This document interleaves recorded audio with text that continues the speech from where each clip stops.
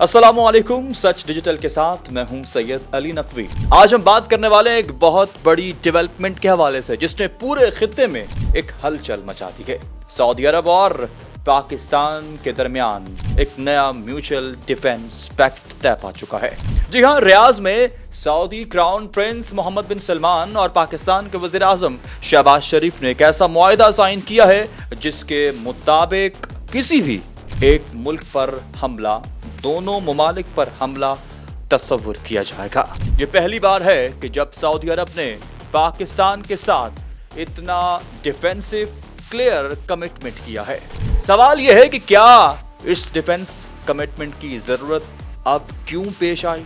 Middle east पिछले कुछ महीनों से शदीद कशीदगी का शिकार है। गजा की वार के बाद इसराइल की कतर पर एयर स्ट्राइक्स ईरान और खलीजी रियासतों के दरमियान एक तनाव का सबब बनने लगी है। और सबसे बढ़कर गल्फ ममालिक का ये फेल कि अमेरिका की सिक्योरिटी गारंटीज अब इतनी रिलायबल नहीं रही।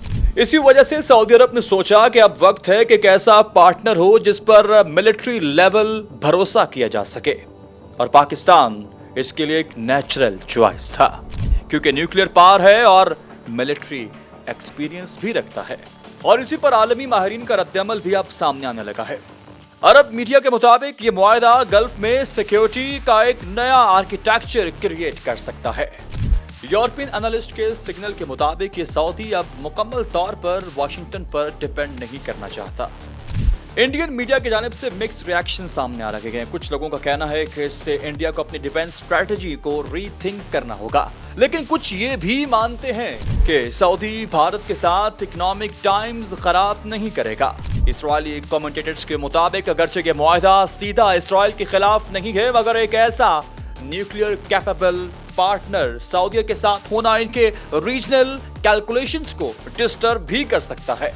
अब सवाल ये भी उठ रहा है कि क्या बाकी खलीजी ममालिक भी पाकिस्तान के साथ इस किस्म की डिफेंस पैक्ट्स में शामिल होंगे? कुछ माहिरीन के नजदीक यूएई और कतर लिमिटेड डिफेंस जैसे मुल्क तक जाने के हवाले से कॉपरेशन भी कर सकते हैं। हिंदुस्तान के लिए यह खासा संजीदा डेवलपमेंट है। इंडियन गवर्नमेंट ने ऑफिशियली कहा है कि वो इसके इम्प्लीकेशंस को स्टडी करेगा। पाकिस्तान के साथ सऊदी की स्ट्रॉन्ग मिलिट्री पार्टनरशिप इंडिया के स्ट्रेटेजिक कैलकुलस को बदल कर रख सकती है, खास तौर पर जब इंडिया और पाकिस्तान के दरमियान टेंशन पहले से ही मौजूद है। एक जानिब सऊदी के पास अनलिमिटेड फाइनेंशियल रिसोर्सेज मौजूद हैं, जबकि दूसरी जानिब पाकिस्तान के पास एक्सपीरियंस्ड न्यूक्लियर कैपेबिलिटी आर्मी मौजूद है। ये कॉम्बो एक साथ न सिर्फ मुश्तरका मिलिट्री प्रोजेक्ट्स बल्कि डिफेंस इंडस्ट्री में से भी नए इकोनॉमिक अप्रोचेस खोल कर रख सकता है। पाकिस्तान के लिए एक बड़ा इकोनॉमिक होस्ट बन सकता है और सऊदीया के लिए एक मिलिट्री शील्ड मजबूती के साथ उभर सकती है।